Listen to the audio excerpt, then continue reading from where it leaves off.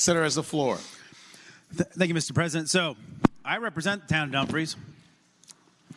And actually, my mother was born in the town of Vinton. And this enactment clause is very important to the town. And it's also important to actually both towns. Just to give you all a little perspective about Dumfries. Dumfries is 5,200 people. It's 1.5 square miles. It's located right on I-95. If you're driving up 95 and you go by the Marine Corps Museum right on the right, as soon as you get past that, you're going by Dumfries. It's the oldest town in Virginia. At one point, it was actually larger than the Port of New York. It's a tobacco port, and they cut down all the trees and it silted in, and it's kind of been a mess ever since.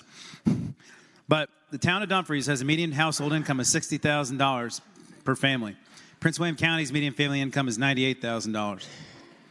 The town of Dumfries does not have the tax base the rest of the county has. The town of Dumfries is at the end of a long creek that Prince William County sends lots of sediment down into the town every year that they've been trying to resolve, but they don't have the tax base or the resources to deal with it. The town of Dumfries has significant needs. They don't have I don't think they have a single child care center in the town.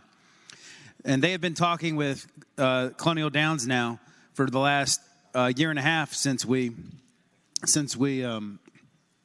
authorized historical horse racing, about the economic development potential that this kind of project would bring to their town. The town council put this on the ballot. It passed 60.4% to 39.5%. Out of the town's 5,000 people, 774 people voted. You know, about 2,000 people in the town are children. They couldn't vote. But they got a pretty healthy turnout, and they approved it.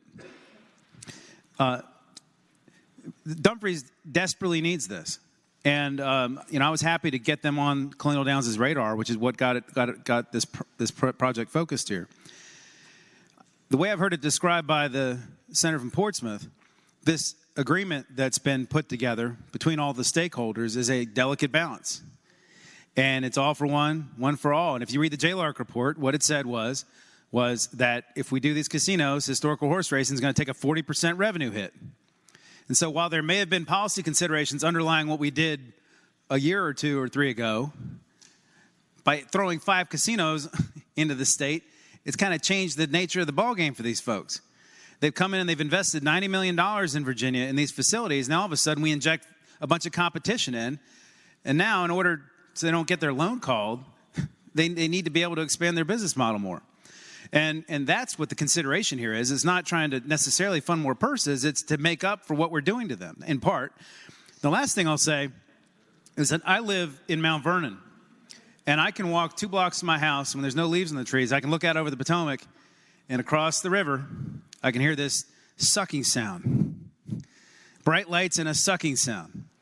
And that sucking sound is 150 million Virginia tax dollars, 150 million Virginian dollars going across the Wilson Bridge, into Maryland, and into Maryland schools every single year. And one of the reasons I've promised to work with the senator from Portsmouth on this for the last 5 years now is because we need to end that. We need to stop using Virginians to pay for Maryland schools. And by having this facility in the town of Dumfries, we will keep our Virginia dollars in Virginia, create an economic development project in Virginia, which will help this town and help Northern Virginia. And I think it needs to stay in. And if there's concerns, they can continue to be worked on through the process.